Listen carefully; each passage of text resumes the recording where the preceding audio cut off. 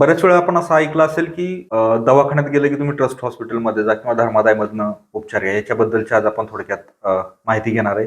हा प्रकार नक्की काय आहे? धर्मादाय हॉस्पिटल किंवा ट्रस्ट हॉस्पिटल म्हणजे काय? हे आपल्याला माहित नसतं. त्याच्या अगोदर आपल्याला एक अनुभव आला असेल बऱ्याच वेळेला की दवाखाना म्हटलं की सर्वसामान्य लोकांच्या अंगावरती काटा येतो. असं का होतं? कारण सगळ्यात पहिल्यांदा त्यांच्या समोरचा प्रश्न असतो तो की मी पैसे कसे भरणार आहे? इतकं मोठं जर बिल आलं दवाखान्यात ऍडमिट झाल्यावर तर मी पैसे कसे भरणार?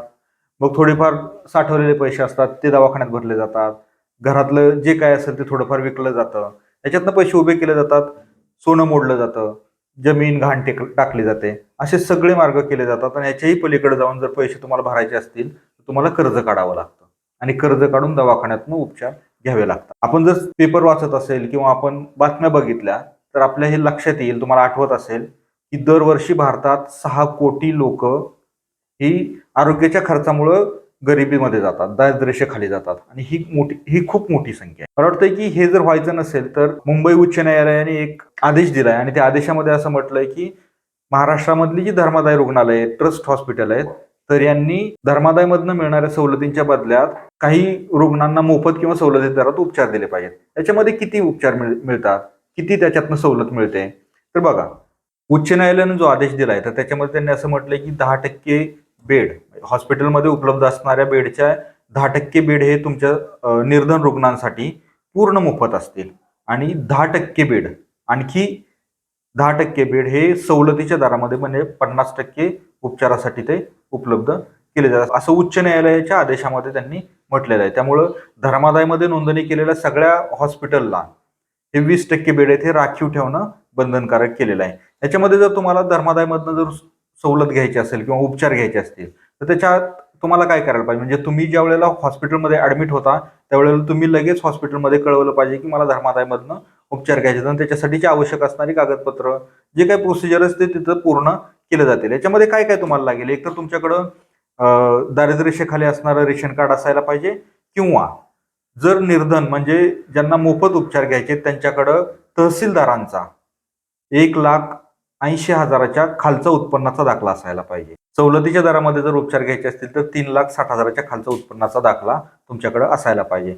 जर हा दाखला तुम्ही हॉस्पिटलमध्ये दिला तर त्याच्या आधारे तुम्हाला धर्मादायी रुग्णालयातनं किंवा हॉस्पिटलमधनं तुम्हाला सवलतीच्या दरात किंवा मोफत उपचार मिळू शकतात. आता धर्मादाय रुग्णालय म्हटलं तुम्हाला प्रश्न पडला असेल की कुठलं धर्मादाय रुग्णालय? तर तुमच्या जवळही धर्मादाय रुग्णालय आहे, तुमच्या जिल्ह्यात आहेत. महाराष्ट्रात बऱ्याच ठिकाणी महाराष्ट्रात एकूण 476 धर्मादाय रुग्णालय आहेत आणि या 476 धर्मादाय रुग्णालयामध्ये तुम्हाला जवळपास 5,000 बेड, 5,000 पेक्षा जास्त बेड हे मोफत उपचारासाठी उपलब्ध आहेत आणि तेवढेच म्हणजे 5,000 पेक्षा जास्त बेड हे सवलतीच्या दरामध्ये उपलब्ध आहेत. म्हणजे महाराष्ट्रात रोज सवलतीच्या दरात किंवा मोफत उपचारासाठी तुमच्याकडे 10,000 रोजचे बेड उपलब्ध आहे. म्हणजे याच्यासाठी तुम्हाला खूप वेगळ्या गोष्टी करण्याची गरज नाही, हे तुमच्या जवळ पण उपलब्ध आहेत. आता हे तुम्हाला जर असं वाटत असेल की आपल्याला हे बेड कसे शोधायचे तर हे एकदम सोपं आहे. तुमच्याकडे मोबाईल आहे, मोबाईलमध्ये तुमचे इंटरनेट चालू असतं, गुगल चालू असतं, त्याच्यावरती तुम्ही वेगवेगळी माहिती पण शोधत असता. तसंच तुम्ही ही माहिती पण तुम्ही शोधू शकता. तुमच्या जवळचं हॉस्पिटल कुठलं आहे, त्याच्यामध्ये बेड किती उपलब्ध आहेत हे तुम्ही सहज बघू शकता. याच्यासाठी तुम्हाला गुगलमध्ये जायचं. सुरुवातीला गुगलमध्ये गेल्यावरती तुम्हाला www.charity.maharashtra.gov.in असं टाईप करायचंय. ही वेबसाईट आम्ही तुम्हाला खाली दिलेली आहेच.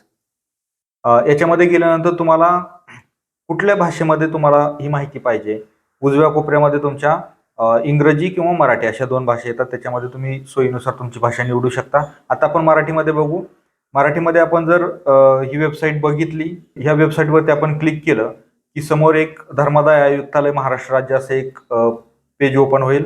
त्याच्यामध्ये आपल्याला हे बघायचं आहे की त्याच्या खाली एक काळी पट्टी सतत अशी गोल फिरत राहते. त्या पट्टीमध्ये टीव्ही साठी बेड उपलब्धता असा एक टॅब येतो. टीव्ही साठी बेड उपलब्धता याच्यावरती तुम्ही क्लिक केलं की समोर तुम्हाला जिल्ह्यांची यादी सगळी दिसेल. महाराष्ट्रात जेवढे जिल्हे आहेत तेवढे. तर आपण ज्या जिल्ह्यात आहे किंवा आपल्याला ज्या जिल्ह्यात उपचार घ्यायचे आहेत तर त्या जिल्ह्याच्या समोर आपल्याला एक टिक करायचंय आणि खाली स्टार्ट बटनवरती क्लिक करायचंय. ह्याच्यावरती क्लिक केल्यावरती समोर परत एकदा आपल्याला एक पोस्टर दिसेल ज्याच्यावरती उत्पन्नाबद्दलची माहिती दिलेली असेल किंवा कुठली कागदपत्र लागतील ती माहिती दिलेली असते.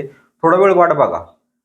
हे पोस्टर गेलं की तुम्हाला तुमच्या जिल्ह्यातल्या हॉस्पिटलची, धर्मादाय हॉस्पिटलची यादी समोर दिसेल. त्याच्यामध्ये हे दिसेल तुम्हाला की एकूण निर्धन रुग्णांसाठी किती बेड उपलब्ध आहेत, त्याच्यापैकी किती बेड आज उपलब्ध आहेत. त्याच्या पुढचा कॉलम असेल की सवलतीच्या दरामध्ये किती एकूण बेड त्या हॉस्पिटलमध्ये आहेत आणि एकूण किती बेड आज उपलब्ध आहेत, अशी सगळी माहिती तुम्हाला समोर दिसेल. जर तुम्हाला एखाद्या हॉस्पिटलमध्ये जायचं आहे आणि तिथं बेड उपलब्ध आहे का नाही हे बघायचं असेल, तर तुम्ही त्या हॉस्पिटलच्या नावापुढे जे ही माहिती दिली तर ती बघा, की म्हणजे एखाद्या हॉस्पिटलमध्ये जर म्हटलेलं असेल की निर्धन रुग्णांसाठी 10 बेड, तर त्याच्या पुढं त्याच्यातले किती बेड आज शिल्लक आहेत हे तुम्हाला कळेल. त्याच्या पुढचा जो कॉलम असेल की सवलतीच्या दरामध्ये उपचार घ्यायचे असेल, जर आपला उत्पन्नाचा दाखला 3,60,000च्या आतला असेल तर सवलतीच्या दरामध्ये उपचार मिळतात. तिथं आपण एकूण 10 बेड पैकी किती बेड सवलतीसाठी आज उपलब्ध आहेत असं आपल्याला याच्यामध्ये बघता येईल. तुम्हाला धर्मादाय रुग्णालयामधनं जर उपचार घेताना कुठलीही अडचण आली तर तुम्ही साथीच्या हेल्पलाईनवरती फोन करू शकता. फोन नंबर खाली डिस्क्रिप्शन बॉक्समध्ये दिलेला आहे. धर्मादाय रुग्णालयाची वेबसाईटही डिस्क्रिप्शन बॉक्समध्ये दिलेली आहे. याच्याबद्दल कुठलीही अडचण आली तर तुम्ही नक्की फोन करा. धन्यवाद.